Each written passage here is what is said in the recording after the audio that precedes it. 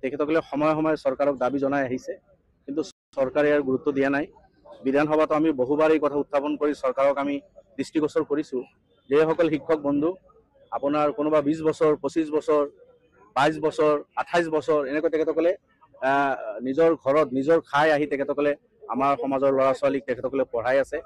আৰু এই শিক্ষকসকলক তেখেতসকলৰ স্কুল প্ৰাদেশিকৰণ কৰিব লাগে বা তেখেতসকলৰ পোষ্ট প্ৰাদেশিকৃত হ'ব লাগে, এই দাবী আমি জনাইছোঁ।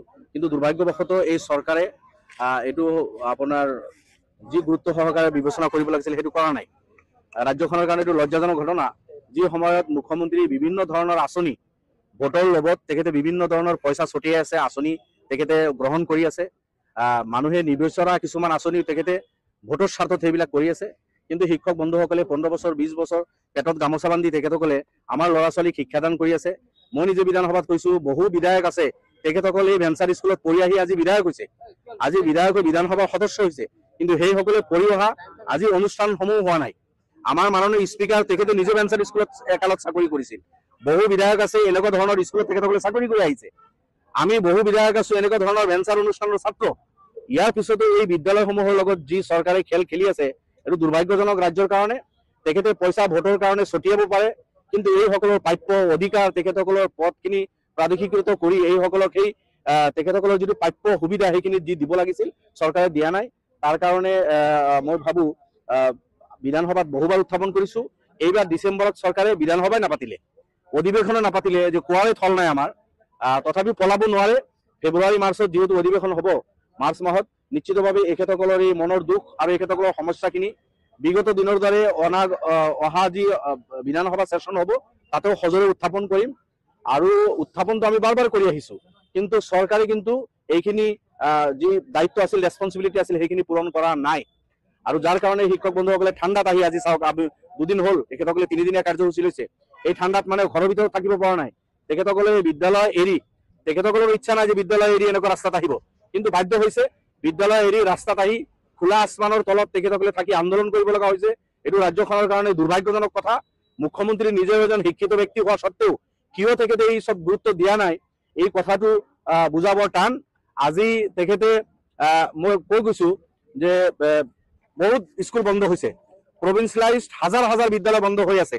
এই বিদ্যালয়সমূহত শিক্ষক নিযুক্তি দিব পৰা নাই, ভেঞ্চাৰ স্কুলখিনি প্ৰভিন্সিয়েলাইজড কৰা নাই। তেখেতে কি কৰিব বিচাৰিছে ৰাজ্যখন? আমাৰ ৰাজ্যৰ জনগণৰ ল'ৰা ছোৱালী কোনফালে তেখেতে লৈ যাব বিচাৰিছে, এই কথা কিন্তু তেখেতে স্পষ্ট কৰা দৰকাৰ। বেছি দীঘলীয়া নকৰোঁ, আপোনালোকৰ যোগেদি এই ধৰ্ণাস্থলীৰ পৰা মই মুখ্যমন্ত্ৰীক বাৰ্তা দিব বিচাৰিছোঁ, শিক্ষামন্ত্ৰী ডাঙৰীয়াক বাৰ্তা দিব বিচাৰিছোঁ। বিগত দিনবোৰত আপোনালোকক বহুবাৰ দৃষ্টিগোচৰ কৰিছোঁ ভেঞ্চাৰ স্কুলৰ সমস্যাৰ কথা, শিক্ষক বন্ধুসকলৰ সমস্যাৰ কথা, তেখেতসকলৰ অধিকাৰৰ কথা আপোনালোকক বাৰ বাৰ কোৱা হৈছে।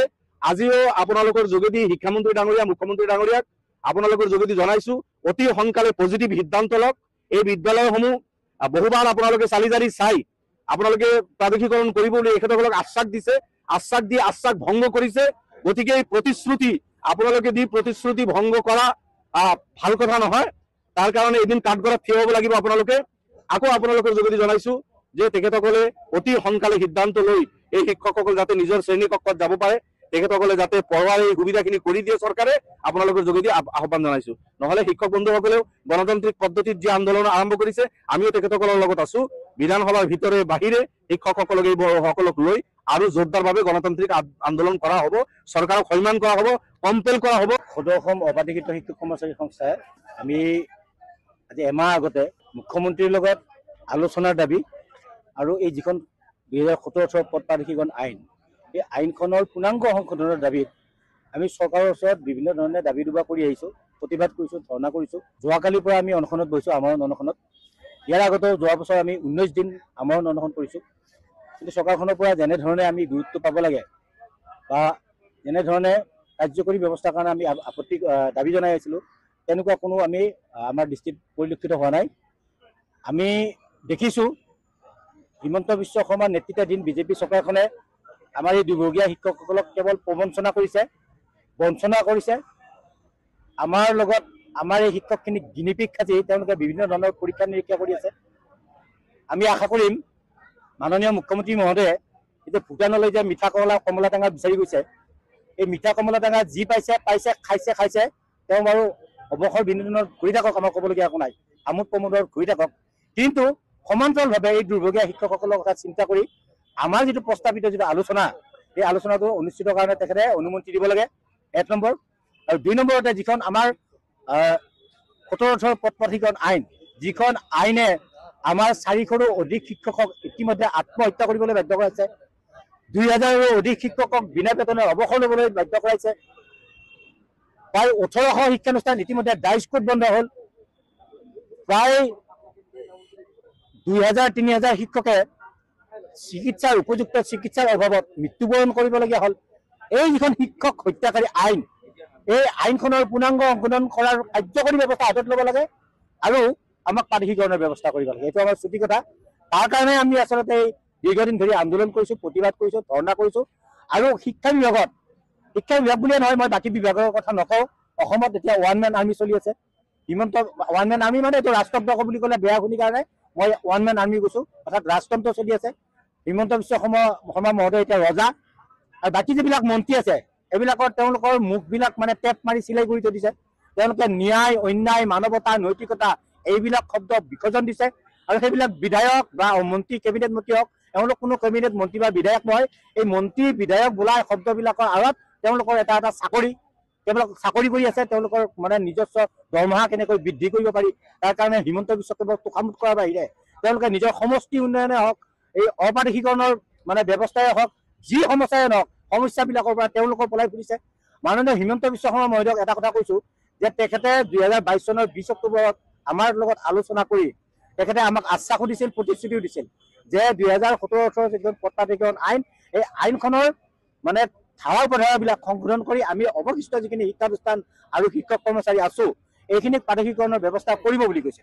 আৰু সেই আশ্বাস আৰু প্ৰতিশ্ৰুতিৰ কথা নাপাহৰি আৰু সেইখিনি কাৰ্যকৰী কৰোঁতে আৰু এটা কথা কৈছিল যে তেওঁলোকে হিমন্ত বিশ্ব শৰ্মাই আমাক কৈছিল যে সেই আইনখনৰ কি কি ধাৰা উপধাৰা আমাক সংশোধন লাগে এটা ড্ৰাফ্ট বনাই দিব দিছিল।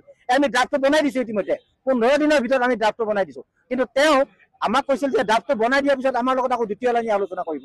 এই দ্বিতীয় লানি আলোচনাটোৰ কাৰণে তেখেত ২ বছৰ হ'ল, ২ বছৰে তেওঁ আমাৰ লগত আলোচনা কৰিবলৈ সময় হোৱা নাই। আমি ভাবিছোঁ প্ৰথমতে সময় হোৱা নাই, এতিয়া ভাবিছোঁ তেখেতৰ সাহস হোৱা নাই। তেখেতৰ সাহস হোৱা নাই আমাৰ লগত আলোচনা কৰিবৰ কাৰণে। আমাৰ এই সমস্যাটোৰ পৰা পলাই ফুৰিছে, এটা নিৰ্দিষ্ট দূৰত অৱস্থান কৰি থাকিবলগীয়া হৈছে।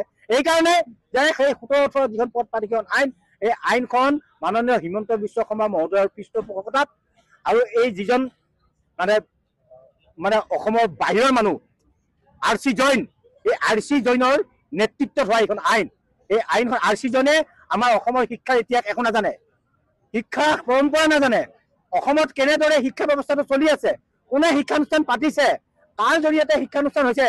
আজি হিমন্ত বিশ্ব শৰ্মাই কৈছে মই ইউনিভাৰ্চিটি পাতিছোঁ, স্কুল পাতিছোঁ, আজিহে পাতিছে। কিন্তু শিক্ষা ব্যৱস্থাটো কাণ্ডাৰী কোন? অসমৰ ৰাইজ।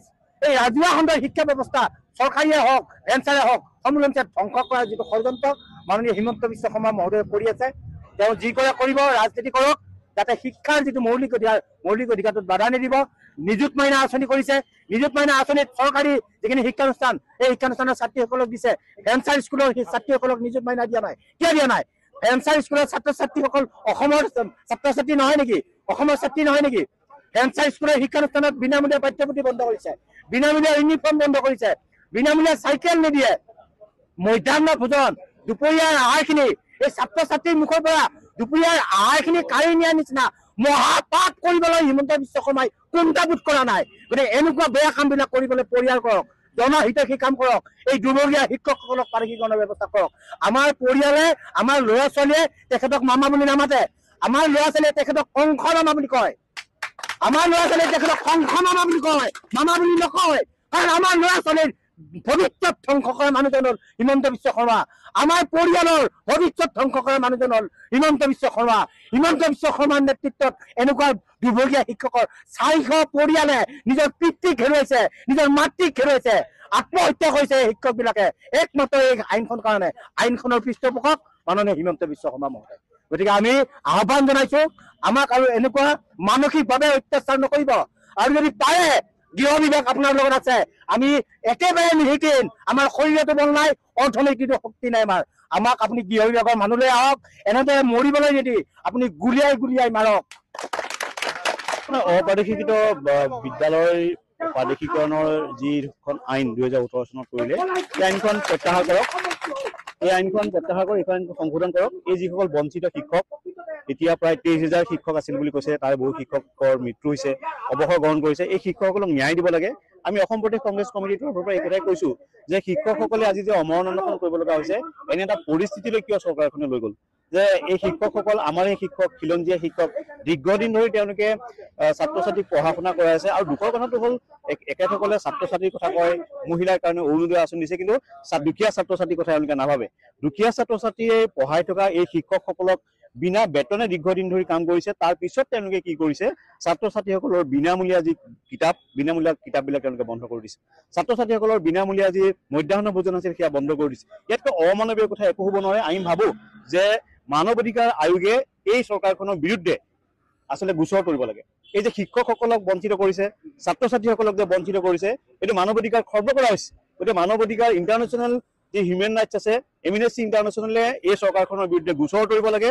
আমিও বিষয়টো পৰ্যালোচনা কৰিম যে কি কাৰণে ছাত্ৰ ছাত্ৰীৰ পৰা মুখৰ ভাত কাঢ়ি নিলে, কি কাৰণে ছাত্ৰ ছাত্ৰীক যিটো পঢ়াৰ অধিকাৰ, যে চাওক 14 বছৰৰ তললৈকে আমাৰ সকলো ছাত্ৰ ছাত্ৰীয়ে শিক্ষানীতি অনুযায়ী সকলো ছাত্ৰ ছাত্ৰী পঢ়াৰ অধিকাৰ আছে। গতিকে এই চৰকাৰখনে কি কাৰণে ছাত্ৰ ছাত্ৰী পঢ়াৰ অধিকাৰৰ পৰা বঞ্চিত কৰিলে, এই শিক্ষকসকলক কি কাৰণে পাঠদানৰ পৰা বঞ্চিত কৰিছে, তাৰ জবাবদিহি আমি কৰিব লাগিব। গতিকে মই আহ্বান জনাইছো, মুখ্যমন্ত্ৰীগৰাকীয়ে যদি ব্যৱস্থা গ্ৰহণ নকৰে, এই শিক্ষকসকলৰ লগত আছো আমি।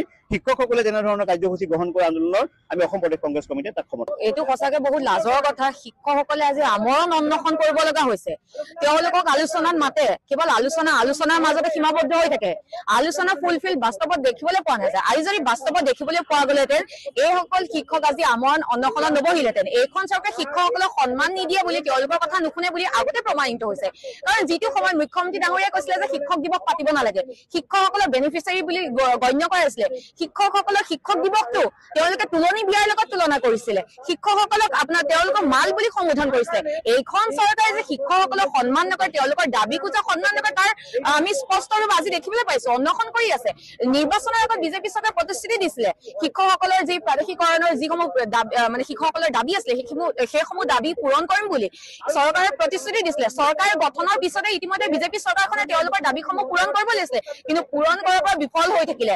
যিটো সময়ত মুখ্যমন্ত্ৰী ডাঙৰীয়াই কয় যে মই বীৰৰ দৰে যুঁজি নিজৰ নাম ইতিহাসত লিখি থৈ যাম, আজি বীৰৰ দৰে কাৰ লগত যুঁজিছে? এই অকল শিক্ষকৰ লগত যুঁজিছে নেকি? তেওঁ ইতিহাসত কি নাম লিখি থৈ যাব? তেওঁ সেই ইতিহাস কোনেও নপঢ়ে। অসমৰ জনতা নপঢ়ে। তেওঁৰ যি মন্ত্ৰী বিধায়ক আছে, তেওঁ মন্ত্ৰী বিধায়কেও তেওঁৰ ইতিহাস নপঢ়ে। তেওঁ যি কথা কয় বীৰৰ দৰে যুঁজি নিজৰ নাম লিপিবদ্ধ কৰি যাম, আজি এই শিক্ষকসকলৰ লগত বীৰৰ দৰে যুঁজিছে, তাৰ বাহিৰে একো নাই। আজি শিক্ষকসকলে আমৰণ অনশন কৰিছে, তেওঁলোকৰ দাবীসমূহ ইমান বাৰম্বাৰ কৈ আছে, তথাপিও তেওঁ আওকাণ কৰিছে। শিক্ষামন্ত্ৰীগৰাকী, আজি শিক্ষামন্ত্ৰীগৰাকী নিমাত হয়। শিক্ষামন্ত্ৰীগৰাকীও আজি শিক্ষামন্ত্ৰীগৰাকী যোনে বেয়া ব্যৱহাৰ কৰাত বিজেপিক পুৰস্কৃত কৰা আছে। আপোনালোকে উদাহৰণস্বৰূপে আকাশ ফুকনক দেখিছে, শিক্ষামন্ত্ৰীগৰাকীকে বেয়াকে কোৱাৰ পিছত পুৰস্কাৰ দিছে। আৰু সেই শিক্ষামন্ত্ৰী, সেইখন মন্ত্ৰীৰ যি কেবিনেট মন্ত্ৰী, সেই কেবিনেট মন্ত্ৰীৰ পৰা, মুখ্যমন্ত্ৰীৰ পৰা, শিক্ষামন্ত্ৰীৰ পৰা কি শিক্ষকসকলে আশা কৰিব তাৰে প্ৰমাণ পোৱা গৈছে। আৰু যি মুখ্যমন্ত্ৰী ডাঙৰীয়াই কয় যে অসমত শান্তিৰ কপৌচৰাই ঘূৰি আহিছে, তেনেহলে যদি শান্তি কপৌচৰাই ঘূৰি আছে, আজি চচলত এই অশান্তি কপৌচৰাই কিয় হৈ আছে? আজি এই চচলত এইদৰে ধৰ্ণা দিব লগা আছে, আমৰণ অনশন কৰিব লগা কিয় হৈছে? কেৱল শান্তি কপৌচৰাই বিজেপি বচা মানুহৰ ফালেহে উৰি যায়, কিন্তু আমাৰ ইয়াত অশান্তি কপৌচৰাই এৰি দিছে, যাৰ ফলশ্ৰুতিত আমি আজি আমৰণ অনশনৰে অনশন কৰিব লগা হৈছে। মুখ্যমন্ত্ৰী ডাঙৰীয়াক সুধিব বিচাৰিছো, তেওঁ মমৰ দৰে জ্বলি জ্বলি পোহৰ দিব নে অসমখন পুৰি চাৰখাৰ কৰিব? আৰু আমি অসম প্ৰদেশ কংগ্ৰেছৰ ফালৰ পৰা এইটোৱে দাবী থাকিল যে শিক্ষকসকলৰ যিসমূহ দাবী, সেই দাবীসমূহ তেওঁ পূৰণ কৰক, অন্যথা কিন্তু এই শিক্ষকসকলে আৰু আন্দোলন কৰি যাব। আৰু ইতিমধ্যে বহু শিক্ষকে মৃত্যুবৰণ কৰিছে, সমান্তৰালকৈ বহু শিক্ষক অৱসৰপ্ৰাপ্ত হৈছে বিনা বেতনে। তেওঁলোকৰ বয়স গৰকি গৈছে, তেওঁলোকে কোনোবাই লোকৰ ঘৰত হাজিৰা কৰিছে, কোনোবাই বন কৰা হিচাপে নিয়োজিত আছে, কিছুমানে ই ৰিক্সা চলাই নিজৰ পেট পুহিব লগা আছে, ল'ৰা ছোৱালী পোহপাল দিব লগা আছে, ল'ৰা ছোৱালী ভৱিষ্যতৰ দিশটো চাবলগীয়া হৈছে। এইখন যি শিক্ষামন্ত্ৰী হওক বা এইখন যি চৰকাৰ হওক, তাৰ পপুলাৰ স্বৰূপটো প্ৰকাশ পোৱা গৈছে। আৰু এইখন চৰকাৰে শিক্ষামন্ত্ৰীয়ে যে শিক্ষকসকলক সন্মান নকৰে, তাৰ আজি ছবি ইয়াত দেখিবলৈ পোৱা গৈছে। আমৰণ অনশন। মুখ্যমন্ত্ৰী ডাঙৰীয়া যদি সঁচাকৈ অসমখনক ভাল পায়, অসমত যদি শান্তি কপৌচ